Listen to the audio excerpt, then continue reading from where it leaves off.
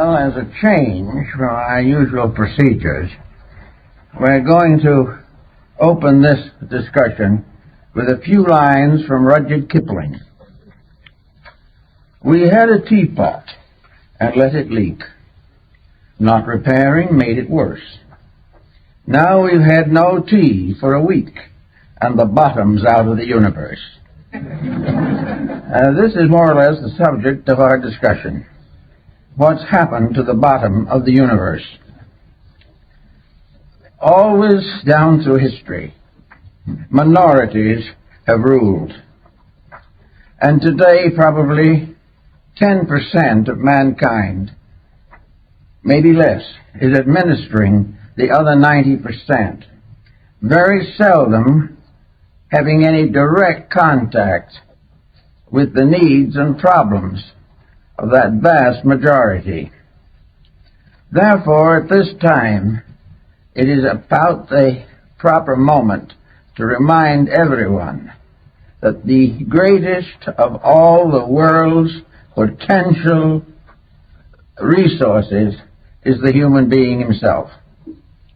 We are the one important factor in the survival of our way of life. We are also, to a large degree, important for the survival of anything else on the earth, and perhaps for the earth itself. And yet this tremendous common sense majority has little or nothing to say about the courses and procedures of our civilization. We are completely controlled by a small group of professionals. Now, these professionals are not necessarily evil. They are not necessarily foolish. But they are not in direct contact with the world they serve. They have gradually isolated themselves in ivory towers of intellectual superiority and gaze down rather benignly, if at all, upon the world which they are supposed to regulate. They are simply incapable of the job. In the last 50 years, we've had the greatest advancements in science and education the world has ever known, and we're in the worst condition it has ever been in. It is because our entire attitude toward survival has very little basic contact with the essential humanity which it is supposed to guide, direct, and advance. There is a new humanism that is coming up, which it seems to me is well worth consideration, and that is the dignity, right, power, and authority of the folk. The folk is the great mass of people, and in its own natural environment and with reasonable consideration, this folk is nearly always right. There is some basic value there, which expresses itself through the simple and natural interests of average persons. The average individual wishes to be a good parent, a good citizen, and a good child. He wants to live in a happy environment. He does not really cherish animosities. He is not addicted to the desire to be killed in war, nor is he intentionally dedicated to an industrialism which gives him no opportunity to be a person. So all these situations mean together that the leaders are out of touch with their followings, and the followings, for the most part, have lost acceptances of their leaders. We do not want the condition to continue as it is. And yet, to not allow it to go on, we must search for new resources of solution. At the present moment, we are depending upon science to develop the nuclear resources of the world, but they have found no way of disposing of the nuclear waste which threatens to destroy us all.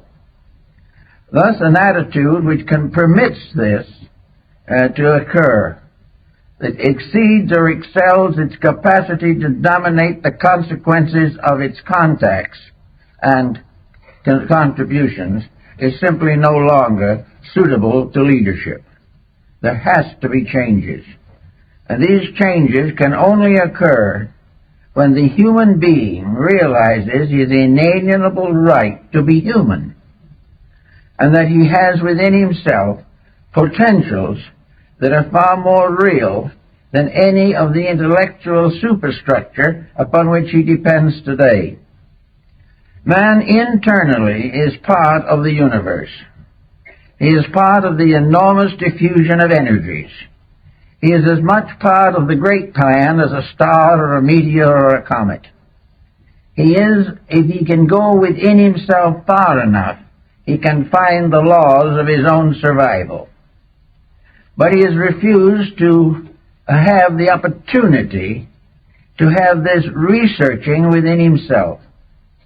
The moment he arrives in this world, he comes under the influence of this strange leadership of infallible errors with which we have all been afflicted.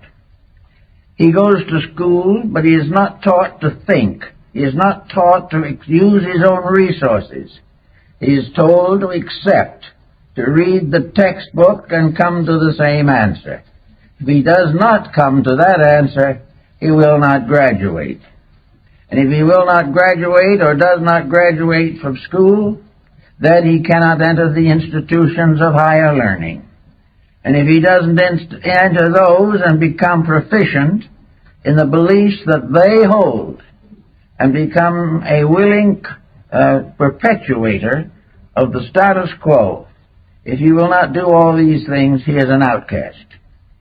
He is then regarded as simply being a mediocre person wandering around in vagaries. This type of situation is getting to be a little too difficult. We are all sympathetic as we see these great monuments rise to human ingenuity. We realize how young people can become utterly fascinated with computers, how they can also become entranced with the possibility of making a trip someday to the moon. These things are tremendous inducements and are passed off constantly as indications of progress. But no one is paying any attention to the sewerage. Out of these predicaments that we are passing through is a vast byproduct of waste, a byproduct of danger, of war, a byproduct of epidemical diseases, of disturbance of Earth's balance, of disruption of crops. All these things are the results of unthought out programs in which no one is interested in doing anything except landing on a planet somewhere else, and has no time or thought to take care of the planet that we live on today. Now, it's very hard to convince people that we should be more thoughtful in these matters. But as press report after each other, and many of them, show the difficulties and the dangers of all these situations brought home to us almost every day. Something should be done. But the great remote body of the approved professionals does not pay any attention to these rumors at all. They arise from the unenlightened, whereas those of special privileges and special educational dedications go right on adding to the mess. So out of it, I think we have to find out where we stand in relation to ourselves. We have been given a terrible inferiority complex. The average individual bows hopelessly and helplessly before the wisdom of the elect. He is afraid to express himself because he will open his environment to ridicule. He is not sure of himself because he has been talked down from the time he was old enough to read and write. He is therefore in a confused state and has forgotten that of all the devices that man has developed, he will never develop one as important as that which was bestowed upon him by nature himself. This is the burden that we have to study more and more carefully these days. If we are looking for solutions to problems, there is no use looking where problems are being made and never solved. If we want to find out how to survive, we must gradually discover what is threatening our survival and do what we can to correct it. Somewhere within the individual, if he digs deeply into himself, there is a mysterious faculty that perhaps we can call common sense. It is in likelihood the basic qualities of mind. It is that intellection which has been given to all of us by a power greater than ourselves. The mind is an instrument to be used, not to be abused. Its uses must always solve something. Its abuses must always tear down something. Now, the mind being a mysterious instrument which no one has been able to accurately define, and our higher professionals do not even attempt it, because to do so they would be forced to examine causes and factors they wish to ignore. But the mind remains as the one saving hope in this particular emergency. Somewhere within each individual is a kind of solutional power which should be cultivated instead of inhibited. The moment we find that a child has a mind to think with, we should help it to think with that mind. Thinking is very different from accepting somebody else's thoughts. Thinking is not to be gained simply by reading a textbook and agreeing with the author, or, for that matter, disagreeing with the author. The real fact of the matter is that every effort today is made to prevent the actual active positive use of the mind. It is being cultured to become an instrument. We are trying to make the mind into a robot. We want to have a mind that will serve situations that are essentially false. We want a mind that will agree with the prevailing policy, even though that policy is going nowhere. Actually, therefore, each of us must become capable of using the mind with which we have been endowed by a life greater than our own. Actually, the tendency to break away from the conventional and the conservative is growing every day. We are more and more aware that we are the victims of something that is not right. We realize as we stand closer and closer to the possible wars of the worlds that have been well dramatized in motion pictures, we know something is wrong, or these conditions would not and could not exist. They do not exist because humanity as a group wants them, or that they serve humanity in any way. They have continued because small groups of ambitious persons want to play chess with the human destiny. They are not concerned with trying to solve problems. They are inclined only to consider the possibility of further advancements in some highly specialized structure of munitional warfare. They are interested only in digging in and finding more abstract theories which they can turn to the advantage of limited groups. Now, these minds have formed a partnership, or if they haven't formed it, it has occurred naturally, with other walks of life, which feed into this monopoly. These other walks of life, for example, one of them is the psychosis of wealth. They have tried to make every human being subservient to a colossal ignorance simply by offering a reward. They have taken the attitude that if we will follow the leadership of the self-appointed leaders, they will help to make us rich, will help to make us famous, and will help us to become dyspeptics or in one way or another destroy the body in which we live. Actually, we are told that if we think for ourselves, we will be poor. If we think as we are told to think by the elect, we may retire as vice presidents of some monopoly and have a grandfather's clock presented to us in recognition of 45 years of faithful service. My uncle got one of those clocks. But these years of faithful service, what did it do to him? It destroyed in him the entire structure of individual creativeness. He did what he was told. He went to office every day. He followed the rules exactly. He had a fair living and was able to support his family. And he passed out of this life at the end of 83 years without actually having thought anything through for himself. He had no idea of the kind of world he lived in, and for him, pleasure and success was to be able to take a ride in a sailboat. Now, this is what has been gradually happening. The sailboat has now become a yacht, a land yacht, and living has now gone into the multiple figures so that the elite can hardly get by on $1 million a year. But with all this money, what is being solved? Nothing. The individual in his wealth goes down to sickness and death, and the more money he has, the more extravagant his death will be. So we are in a bind. And those who are supposed to get us out of the bind are getting us further into it.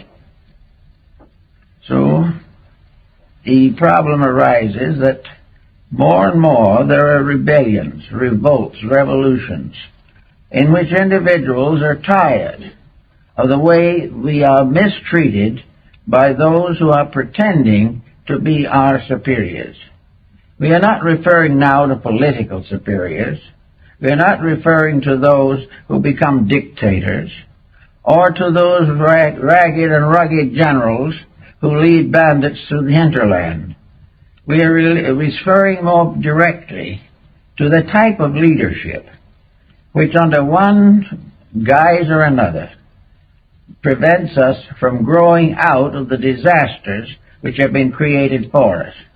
Now, they will almost always say, of course, that we made these disasters for ourselves. There was no reason why we couldn't have lived well in spite of the upper crust with its eternal problems. The answer to the thing is, it doesn't work quite like that. The moment we fail to conform, we are penalized. It is not a case of where we are better off by trying to be ourselves.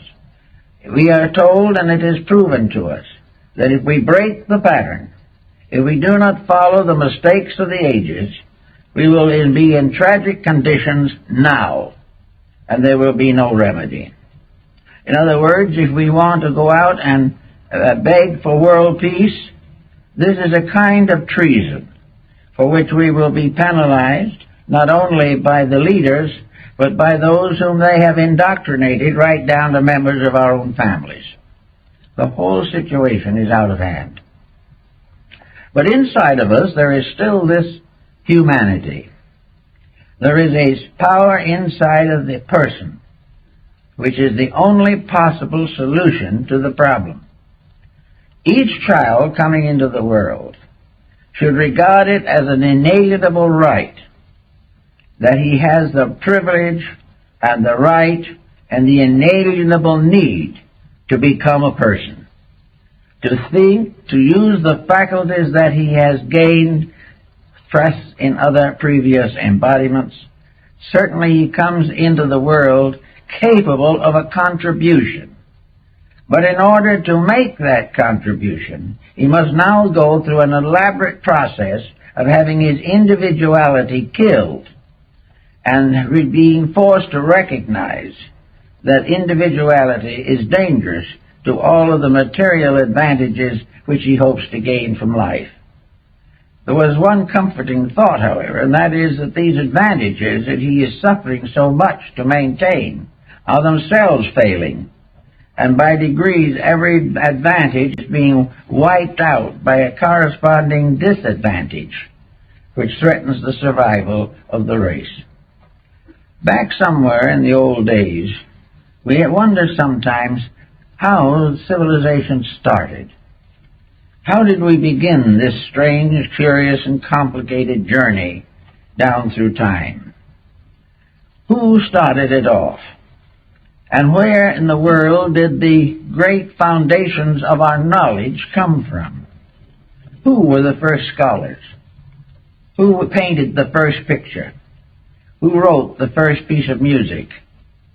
Who was the first to find means of healing the sick, or of creating a code of laws for the benefit of humanity? We're not quite sure, but we know that these things did not come from some privileged overclass. They came through the recognition of the necessities of survival. When Hammurabi created the Great Code of Babylon, which was to become the basis of every moral and ethical code that ever followed, he was not able to simply copy it from something earlier. It came out of the ordinary practices of the day. He lived in a world that as we live in it, much more restricted, but still there were the token symbols of everything that was going to come. So he found out that people shoddied their goods, that they cheated each other, that when they built a house, they did not put in the materials they had promised. When they said they would do something, they did not keep their word. When no one was looking, they stole something. When someone else was not looking, somebody stole the man's wife. All the way along, there were injustices. So to meet the injustice, Hammurabi created a code of ethics. He said very simply, if you stole, you have to put it back and be punished. If the house doesn't stand up, the man who built it will be penalized, and if he does not make a good correction, we'll toss him in prison. Little by little, these common errors were smoked out, not because some one individual was greatly concerned in solving the problems, but because most people couldn't live with the problems until something was done about them. In the Spartan system, Lycurgus became a very prominent figure. He found that the Spartans were rich and powerful and given to luxury, that they were now trotting about as though they owned the earth, that their morals were getting worse as their prosperity grew greater. So he decided to put the whole thing back into its old pattern, the way it was. And he created a system so strict in Sparta that he cut crime down to virtually nothing. And it was very simple. When difficulties arose, they were looked over carefully, and whoever was blamed had the book thrown at him. Probably a rock at that time. And he was punished properly. He couldn't hire a lawyer to get out of it. He couldn't talk himself out of it. He had to face the consequence of his own actions. And also, Lycurgus made self-discipline and the curtailment of luxuries the basis of national strength. Now, we don't particularly want to follow his example, but it doesn't seem that luxury today is improving as much. In fact, we are now suffering from all the ailments that Lycurgus decided he was going to cure. And for 500 years, he did cure them. And after he was gone, the process was continued, and for a long time, Sparta was more or less a well-disciplined, orderly, low-crime country. But, of course, that was long ago. We are supposed to forget these things and not to realize how our forebears solved problems. The great intellectuals tell us, oh, don't worry about the past. We've outgrown all those homely laws. They'll look to the future. And now people are beginning to look toward the future. They don't like what they see because the future doesn't look very attractive.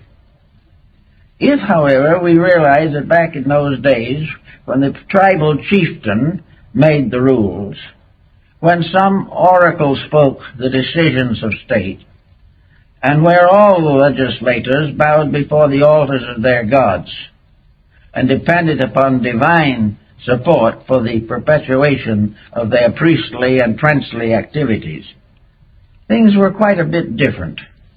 They were never perfect, but there were things that were happening all the way along that could have helped.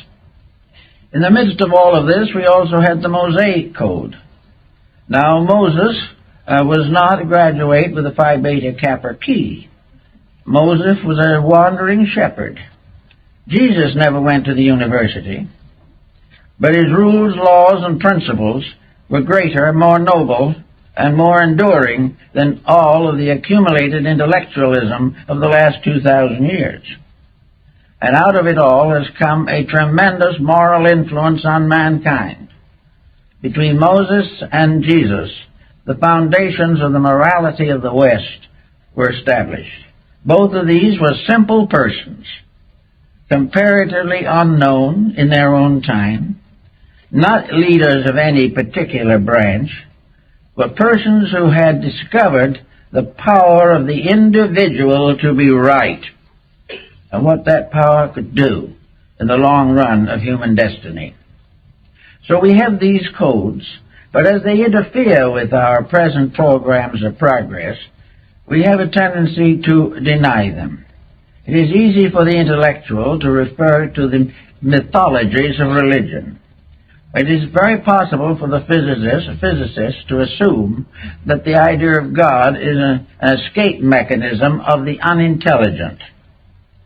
But at the same time, this escape mechanism was an escape, and the situation we're setting up doesn't seem to have an escape. We do not find the answers. We do not find something better to take the place of that which has been gradually run down by sophistry. We are not solving these problems. There are trends, however, showing up, and I think perhaps our international situation is going to contribute somewhat to them, in which the facts are becoming undeniable, and where we are no longer going to listen to the type of thing that we have been hearing for so long. We're not going to allow education to simply prepare us to be animated robots, that we are not going to fall into the old patterns and stay there forever. Even 50 years ago, we had mental freedoms that we do not have today, and our debts were much lower than they are now. The efforts to pass on a sophisticated theory of life has dismally failed. It was discovered, and this fact was clearly proven in the recent effort of the People's Republic of China to make the great leap into futurity. They made the leap and fell flat on their faces. It was a complete, dismal failure. They had decided to cut off forever all relations to the past. They were not going to listen to the sages of old anymore. They were going to become completely emancipated. They were going to live only for the future, under the dictate of a small group of politicians. The thing was so tragic that it will probably never be repeated again, because no one will have the nerve to go through it. And so, in the end of the great leap into future, Confucius returned and became one of the most powerful forces in the development of modern Chinese communist policy. The same happened in the Tibetan misery. The Chinese themselves are now apologizing for it. All of these great moves, these tremendous upsurges of power, this determination to conquer somebody or destroy them, this willingness to sacrifice men, women, and children for the advancement of some kind of political theory. This type of life is not productive of anything except distress. Now, we're not in the moment likely to have a grand emancipation from all this, but we can and do sense the need for an approach that is more basically sound. If, as individuals, enough of us can live this better approach, it will certainly affect the survival of the whole race.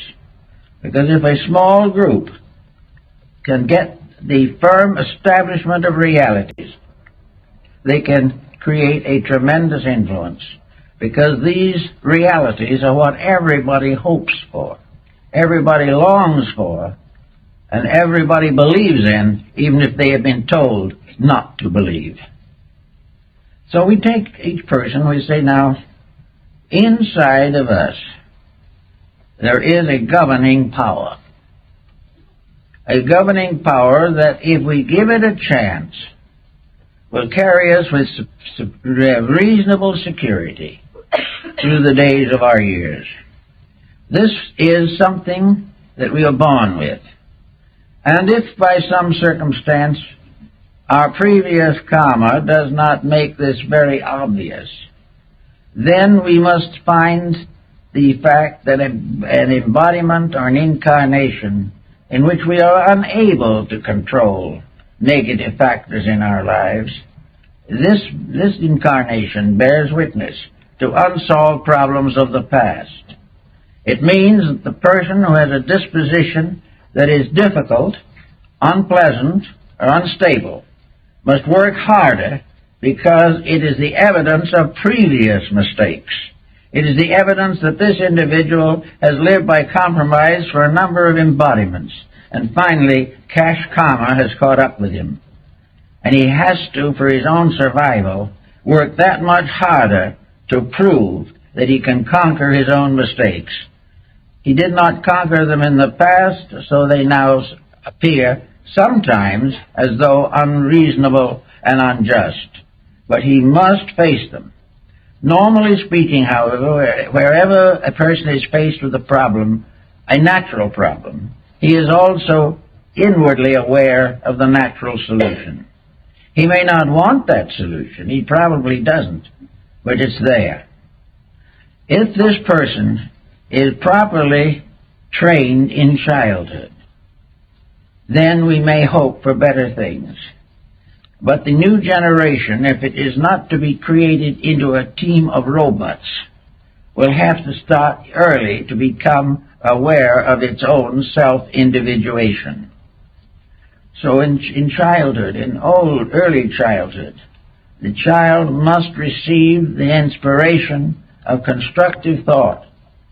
We must all learn, whether we want to or not, that the little despotisms on this planet have no permanent significance. The mistakes that we are making are just evidences of failure, and they will never win, and the wrong views will never succeed.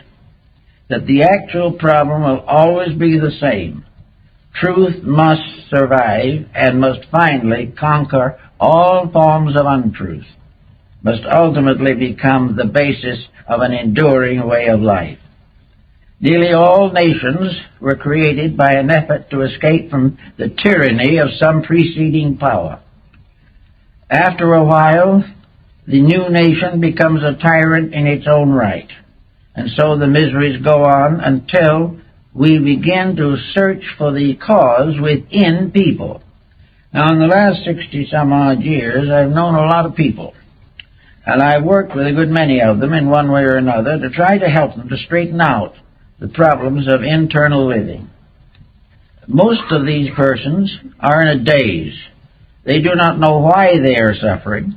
They do not know what they have done that was wrong, because all they have done is what everyone else is doing. And this in itself makes it right, although everyone is in the same trouble. People do not like to realize that when they live badly, simply because others do, they must sometimes face the sorrows that those others must likewise face. The person has to gradually work for an individual integrity. Now, we may say that most people today are not strong enough or enlightened enough to work out an elaborate plan of personal salvation. This was known and has always been known, and it's because of this that the sages and prophets have come to mankind. The most important thing for the individual, whether he be an electronic physicist, whether he be an astronaut in space, or whether he be down on earth building a house or working in a store. Each individual must realize that regardless of anything, nature's rules will not be broken. And the most important of these rules that we can recognize today are the Ten Commandments. That there is no way of breaking them successfully. That no scientist has ever been able to create something to take their place. He can ignore them, he can deny them, he can write violently against them, and yet they operate and he fails. Therefore, we have these commandments, which have more or less come down to us as family truisms. They're available to everyone. And so are the teachings of Christ, the teachings of Buddha, the teachings of Pythagoras, of Plato, of Lao Tzu. All of these teachings are basic. There is not one of them that came from an academic source. They all came from a dedication of an individual internally enlightened to the service of his fellow men in trouble. Therefore, there is no evidence that great scientific achievements will ever take the place of the Ten Commandments, or can deny them, or can create a civilization that can endure without them. Yet today, to most part, religion, which has become associated with these problems, has difficulty in surviving the pressure of science. The only way in which it has been accomplished at all is that religion itself has highly modified its own beliefs and goes very lightly onto the subjects of the Ten Commandments, allowing more and more freedom of the individual and the greater hope of vicarious attainment, that the individual will ultimately be saved, not because of his virtues, but because of his memberships. As long as this continues, we're not going to have much progress in that field, but the great intellectual group is well satisfied. Now, with the problem of trying to find out what to do, we find people, I've found them, with very strange complexes as to what to do. One will tell you, yes, I do believe in the Ten Commandments. I believe in the Sermon on the Mount. I believe in the teachings of these great people. And I'd like to live them, but if I live them, I'm likely to be poor. That's bad. Instead of worrying about being poor in spirit, they are worried about being poor in worldly goods. So we do the best we can considering the situations in which we find ourselves. Now, there are problems that you have to face in these fields, and where life has become a series of accepted responsibilities, these cannot be ignored.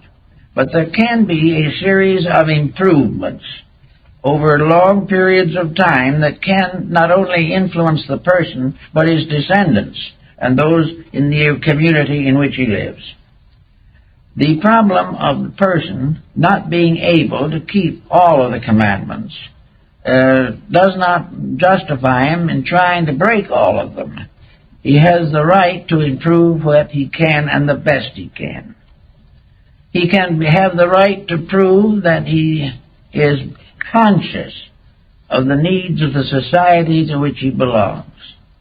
He can prove that he recognizes the importance of quiet living, that he does not consciously or intentionally break the rules simply to gain luxuries that he does not need, and which in likelihood will turn against him. And nature, in working with luxuries, has a lot of tricks up its sleeve.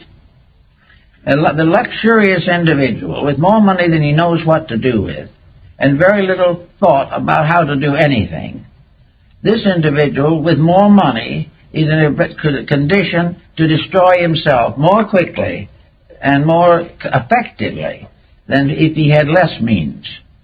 Money can become the basis of the complete degeneration of character.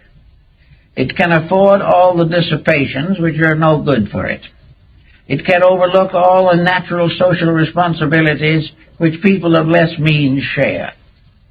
So wealth becomes a punishment unless those who possess it are able definitely and completely to dedicate it to the common good of all mankind. Anything else is going to simply make life difficult for themselves. So wealth is not a reward for wisdom. It is usually a reward for selfishness. And nature does not agree to this. So in one way or another, it is forever penalizing those who break the rules. Another type of thing that we could use, perhaps with advantage, is the idea of living in honor with family. Honor the father and the mother. This is, of course, practically ceased in a highly intellectual civilization. No one has time to honor anything. Only time enough to remove all possible obligations and responsibilities and live as free as they can. Therefore, family, for lack of that, for lack of the little horseshoe nail, the nation was lost. Because, as Confucius points out, when the family fails, the entire empire is ready to collapse. So as more and more homes fail today, more and more troubles accumulate. Juvenile delinquency, crimes of all kinds, vicious misuse of funds, all these things, unreasonable fees for various services, all represent the failure of ethics to control. When ethics fails, evil moves in. And everything that is corrupted ethically will ultimately corrupt the society to which it belongs and fall in dismal failure amidst its own corruptions. So, the old rules were tested by the trial of ages. They were not brought down by some small group of superior persons. They were part of the human experience. Now, we have built ourselves now one of the most intimate human experience situations that it is possible to imagine.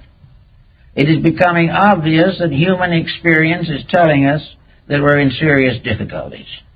Now, this does not mean that every individual is going to be destroyed by the common troubles of his day. The scripture also tells us that no thousands can fall on the right hand and thousands on the left hand. The just man shall not be moved. If we are right, we are protected by the one armament that will hold, rightness.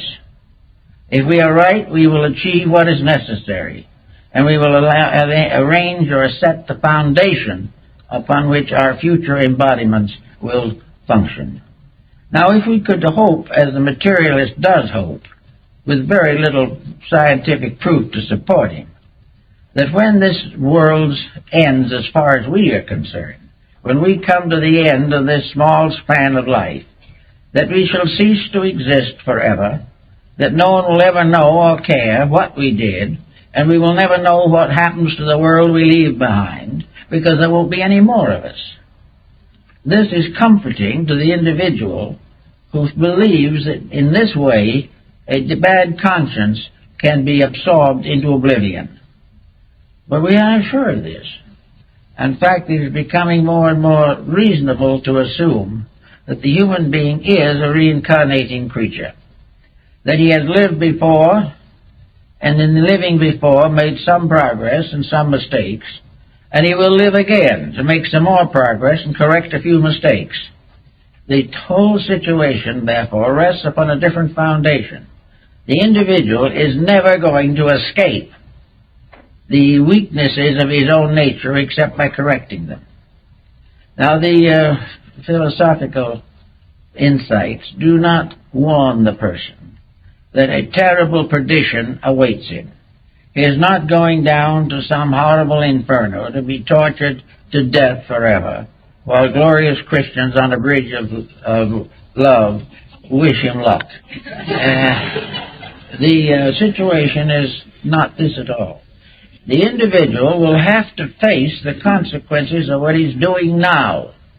And death is not going to end any part of his inner life. His inner life is a stream flowing from embodiment to embodiment. And to the degree he unfolds and strengthens it now, he will have a better time. And the improvement will begin now, but will not end now. And the achievements that we make in the terms of dedication and integrity will be with us forever, because we have lived better. And because we have lived better, and because we are better people, the better world will slowly emerge from this confusion. A world which depends for its survival not upon scientific juggling of natural laws, but upon the integrities of people coming into birth with a firm resolution to get along with each other. Every form of intemperance, of intolerance, must be corrected in the individual. Now, if we suppose that with some terrible catastrophe, a large part of humanity should be wiped out. Well, the real answer to that is that nothing is wiped out. That the individuals who apparently leave here will be somewhere and will be back in due time. And they will live then according to what they did to cause the trouble or what they sacrificed in the hope of curing the trouble. The individual's integrity is his only security. It is the only thing that can surpass in strength and significance the small laws of security which we have in this world. So I like to think that in the new idea of humanism that we will have one humanity functioning forever, or at least for all available, reportable time. Nothing is forever except foreverness itself. But for ages to come, humanity can be a great unfolding motion through space, in which a divine creation, gradually becoming inwardly enlightened, can build for itself a future in harmony with the will of God. These things can happen, but we have to use whatever means we have to make them happen. We know, for instance, that most people have a tendency to be good-natured, and that the majority of them assassinate this tendency every day. They do something that is not pleasant, not kindly, not charitable. In this quiet charity of ours, jealousy pops up, and we're sorry afterwards, but we said a lot of mean things, and as one told me, I'm sorry I said them, but I'm glad the other person heard them. This is what might be termed the true Christian spirit. Then somebody else doesn't approve of something. Someone always disapproves of things we do. We have the wrong job. We wear the wrong clothes. We go to the wrong church. And somebody has to save us from this deadliness of our own inadequacy. So someone who doesn't know a thing about it will become a violent reformer. If by any chance we prefer our way to the recommendations that this other person makes, then the other person is righteously indignant. They have been denied the right to save us. And so another feud starts. Everywhere people get all worried about something. They're worried about the church their friends belong to. They're worrying about the race their children marry into. They are worried about the job they have. They are worried about the politicians they have and would like to vote for someone else. When they do, they'll keep right on worrying. So people are all upset. And the natural kindliness of the soul has no chance to express itself. This is the reason, probably, why monastic orders sprang up in different religions, and those who wished to live the good life simply separated themselves from society, retired into a convent or a monastery, and remained there, spending their lives in prayer and meditation. This sounded as though it might be a pretty good idea, but it was actually a failure, for the simple reason that these people gradually became useless. They did nothing for anybody except try to save their own souls, which was a mistake. The whole of humanity is built upon an idea of cooperative comradeship, everybody helping everyone else to fulfill their proper, reasonable, and honorable desires. So in true, the idea of a true humanity, modern humanity, is a cooperative, a process in which the problems that arise are solved by the people who have them. Imagine what it would save in the terms of money if we could all solve our own problems, rather than spend elaborate sums in order to have professionals try to solve them for us. If we could take care of the little differences that come up, so that we have no longer lasting grievances, we would have better dispositions, there would be fewer heart transplants and things of this kind, because we are destroying our own dispositions and our health by our attitudes. So if we want to try and get into this better world of the future, we all have the right to be right. We have the right to do the thing as it should be done, regardless of how other people do it. We have a right to be kind even when others are unkind to us.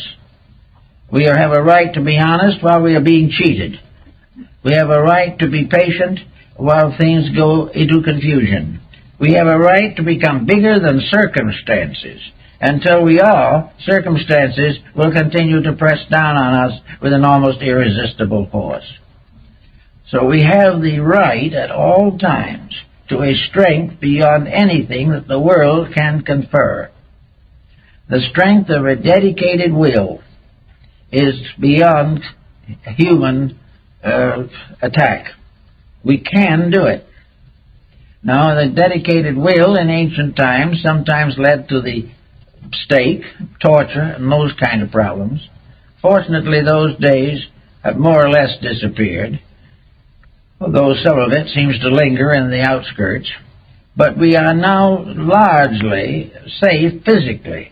The main thing is we are ridiculed and we are penalized if our attitudes are not in harmony with the times we live in. This type of penalization, however, is becoming so general that there is a tendency for those so penalized to unite, organize, and stand for their rights. Little by little, the policies of entrenched minorities are being broken down by the people whom they have failed to protect. And little by little, the great power of the many is being restored. The main problem now is that the many will have something constructive to offer. The only way in which the many can really solve the problem is to release native intelligence, to become capable of common sense, a mysterious faculty which is in short supply and in eternal demand. The common sense tells us the facts of things, unvarnished and free from all the promotion, public relations, and salesmanship that is afflicting our society. Common sense tells us that we should not spend more than we make. Common sense prevents us from splurging in times when economy is indicated. Common sense tells us that if we live poorly, as Ben Franklin pointed out, we will not have the penalties that we will suffer if we live richly and lose everything we have. All of these points come into common sense. The fact that a person knows that when he's cruel, he's wrong. That he knows when he's selfish, he's wrong. Knows when he hurts other people, he shouldn't. And knows that when he is wrong, he will apologize. And that he will live within his means, and that he will bring to his family, or their families, all of the ideals and integrities that will help to build them into a closer unity. All of this also demands, whether we know it or not or care for it or not, that each individual shall have some kind of a religious life. A religious life is not a superstition. Materialism is a superstition. The individual who believes that those who have never done it are suddenly going to do it are superstitious. Actually, the great strength and security of humanity is in the inward realization that there is a power that man cannot pervert, and that this power has never been revengeful, that this power has never tried to hurt anybody. This power is a kind of a universal law, benevolent in every aspect, working constantly for the improvement and salvation of all that lives. But this law is real. Those who break it feel it in the form of punishment. They feel this law suddenly standing against them and injuring their private projects and their personal wishes. But if we have one great divine benevolent principle at the source of life, if we can realize this, and if we can survive the skepticism of persons who know nothing about it, we can have a great strength. In Japan, one of the Buddhist sects is given to making pilgrimages of various kinds. And in pilgrimage, the pilgrim walks from one shrine of his sect to another, wearing his broad-brimmed straw hat. And on the straw hat is a monogram, which says that he is never walking alone, that he is making this journey with another, and that other is Buddha. That wherever he goes, whatever he does, the other is with him. The other meaning truth, meaning integrity, meaning righteousness, is with him and always will be. This lack of isolation seems to be very important in some religions and in many Christian sects. The idea that truth is not distant, that the love of God is not something saved there far off in space for the members of one denomination, but that always in everything we do, deity is present because it is the root of ourselves. No one can be alive without deity being there. And when life here ceases, deity goes on with the deceased into another dimension of life. So always having with us the power of infinite good and the power of infinite love, we should be able to do a little better in meeting the daily problems which may cause irritation or dissension. All we have to do is keep the rules. We have to keep the ethics, keep the integrities. We have to be kind. We have to represent our understanding of compassion. We have to be slow to criticize the acts of others because of the mysterious limitations within ourselves. But little by little, we can gradually get to a point where some of the common mistakes that are not only making us trouble, but through us the whole world, we can escape from this net of our own compromises. That we do not have to compromise. We can do it right in the first place if we really want to. Now, people who do not understand these things do not really want to change. I know people whose great joy in life is nagging someone. Nothing else seems to really supply them. But if you took those persons and analyzed them, you would find there's something wrong inside. And here psychology comes into the situation, but mostly in a half-baked manner. The individual who doesn't like anyone goes to an analyst to find out why, and he gets a definition which is probably essentially true. That he is that way because of incidents in his own previous life, which he have been submerged, and which are now fighting their way to the surface at the expense of his present disposition. This is probably reasonably true, but what do we get as a real solution for this? How is this individual suddenly not going to do it? The idea is that if he finds out the cause, he will correct it himself. This is optimism. He generally doesn't do anything of the kind. He finally has an excuse for his present condition, and he works it for all it's worth. This I've seen happen many, many times. But theoretically, a person with problems has to face problems. Sometimes he discovers his memory is a very useful thing. One of the things we are warned about by materialists is that we shouldn't trust memory unless it has been schooled at Harvard. But at the same time, if we don't trust memory, we're going to miss a number of things. We can remember back to the situations of early life that could very well have caused the difficulties that we have. And these difficulties will keep right on bothering us. And we will say, it's not my fault at all. It was my uncle who was to blame. He's the one who caused it all. Or it was my family breakup that set me onto the wrong path.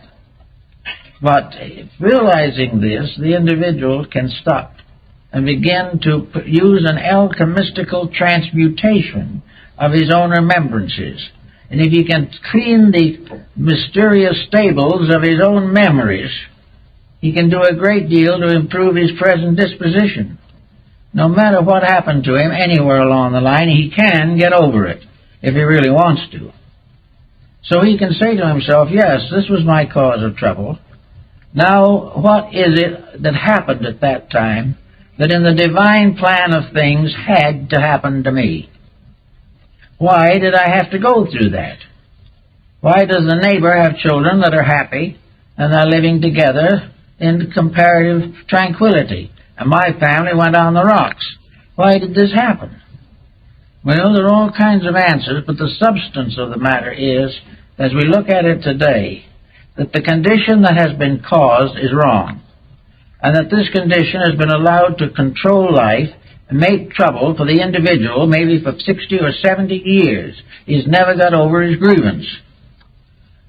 He was here to get over the grievance. And philosophy, religion, science should teach him that there is a grievance to be recovered from, and that it is only his own integrity that will do it. And when it comes to leaning on science for this type of recovery, it can only go so far. It can help to clarify the problem, but no individual can solve it without the use of his own willpower, common sense, and integrity. So we have all these problems that are here to make us learn. We are here to realize that this schooling we're going through is an educational process. Life in this world is not a vacation. It is a period of schooling. It is something in which we have lots of opportunities to be happy. We can occasionally take a nice ripe apple to the teacher if we want to. We can have good friends in school. We can have interesting lessons to learn. But we are here to learn. And by learning, to accomplish the one thing that learning can do, and that is help us to correct our own mistakes. We are going to have to be individuals. We're going to have to be elements in a new type of humanistic society, one in which each individual assumes a responsibility for his own conduct, and will keep on assuming that responsibility until his life is devoid of any of the intemperances that cause him to be in trouble. The alcoholic, the drug addict, all of these types of people have simply flunked an examination. They have had an opportunity to do something with their life, and some disappointment, some disillusionment destroyed it. I know one case in which a family was ruined for an entire generation because one of their children didn't do what the parents wanted. Well, what the child wanted to do was not essentially wrong.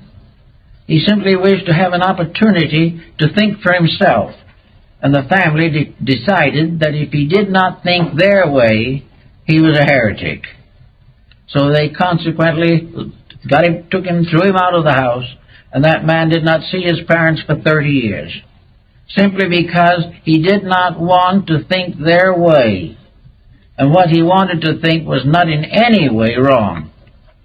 It was simply the right to live his own life as constructively as possible, whereas the parental viewpoint was that he could never live a constructive life without complete obedience to the instruction of his ancestors.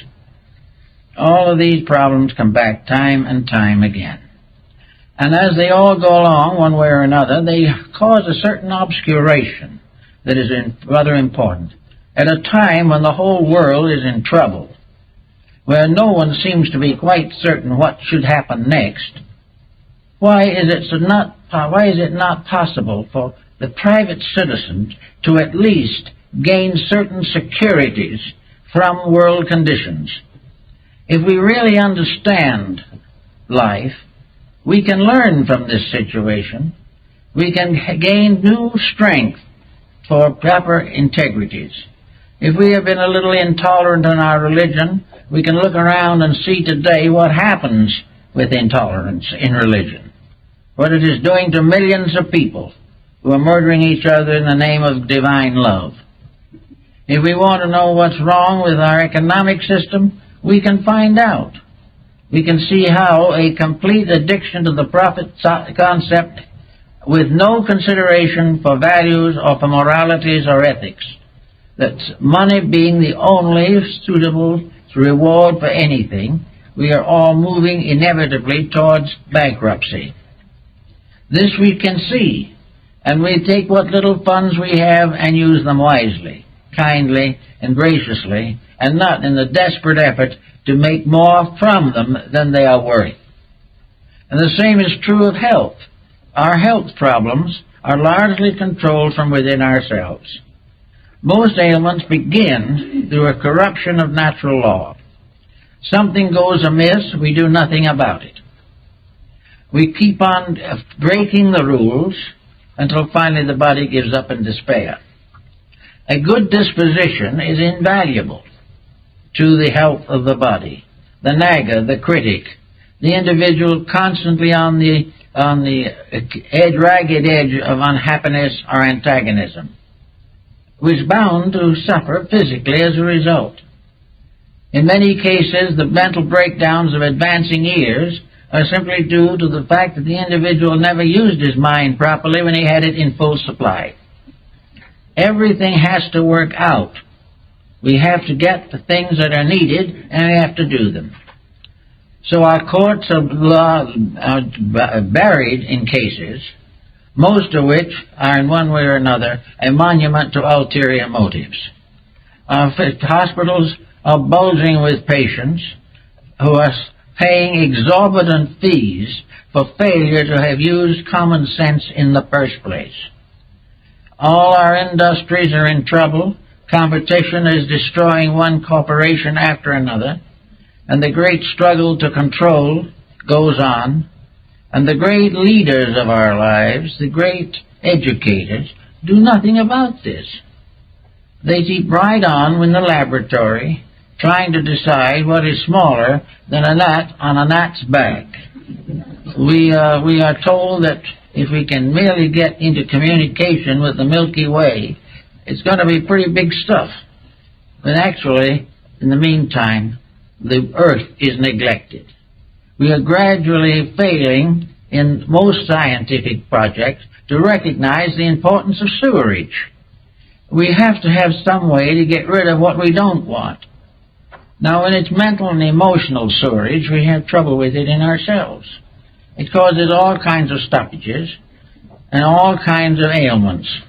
And the individual's digestion, ruined by his disposition, continues to damage his health. While we are building the great skyscrapers and we are building the great neutron machineries, we are forgetting what to do with the nuclear waste. No one is even thinking of stopping doing it. We're polluting everything in sight. We don't know where to go next. We are liable to fill the ocean up one of these days. Then we put it in tin cans and put it in the bottom of the ocean, knowing that in a certain number of years the tin cans will disintegrate and they'll all come out. And we call the people who think these things this way pretty big people, really great minds. And we honor them and build statues for them on the campuses.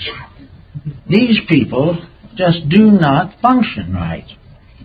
And we've got to overcome this before we can really function correctly. Now, we're going to leave the world, not in the not too distant future, most of us, and it's not going to be all just up to us to live in the new world that's to come. We may come back to it.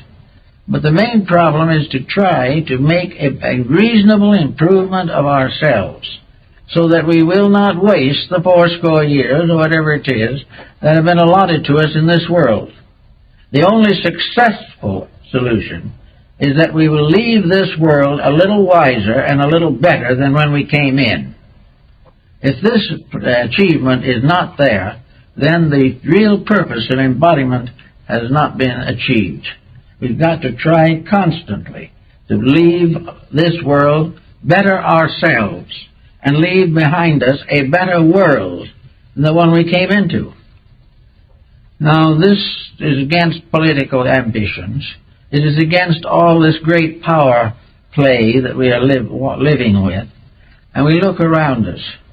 How about the simple process of taking some of this vast amount of money that we are spending in all kinds of weird projects and seeing if we can't, instead of putting a man on Mars, make life safe for a man on Earth? Why can't we begin to use our research facilities to clean up our own dirt? Why should we spend all our time wandering about in space where we're having nothing but trouble here? This is something we all have to work on, but it calls for common sense. And it has always been the same. After a certain period of the misapplication of authority, the people rise to solve their own problem. And today there are more and more who are concerned with these problems and who are determined to do something about them. The whole purpose, apparently, of human existence is to make this world safe for humanity. The great science of humanism is the science of how it's done. How can we make sure that poverty, crime, unemployment, and corruption of basic elements and materials, the exploitations of natural resources, how can we be sure that these mistakes are corrected? What kind of a level of intelligence do we have to establish to make sure that life here is saved from the corruptions of selfishness, superstition, and fear? If we do not accomplish this, science has not done too much for us. But if science can now turn and devote itself to the explanation of the reason for humanity, the aims for which we were intended, the plan to which we belong, and will give us a working schedule of self-improvement and cooperation and integrity, and gradually weed out dishonesty, we will all have a much better chance to live. And this is the problem. There is a lot of potential genius in the human being. Most of this is now killed out. The individual is not permitted to become the great scholar, the great philosopher, or the really great scientist, as was the case in ancient times. He is not permitted to be a great artist. You can only think now of painting something that someone will buy. And because of the low level of the customers, his art is becoming more and more deteriorated, and so is his music. All of these things show the decline of values. And at the seat of it all is a great educational institution, with the primary purpose of which should be to perpetuate values, to make them real, to give the individual a trestle board of achievements and plans and programs and projects by means of which each individual in his own way will have the opportunity to live his life constructively and in conformity with natural law. Until these things are achieved, until this is accomplished, we're just going to have trouble. But this new system is arising. Everywhere on earth, people are becoming more and more conscious that the first problem that must be solved is humanity. And that when that is solved and we are all safe and sound, then we can speculate. But until that has been achieved, the attention being directed to other things almost exclusively is dangerous. We have to solve the human problem first. And the only way we can do it is to bring it into harmony with natural law. For nature knows how we should solve it and always has. When we departed from natural law, we got into trouble. When we can go back again and find out where the mistakes were and get the ship of state back on the proper course of life, we will find that things will work out reasonably well. Well, that's it.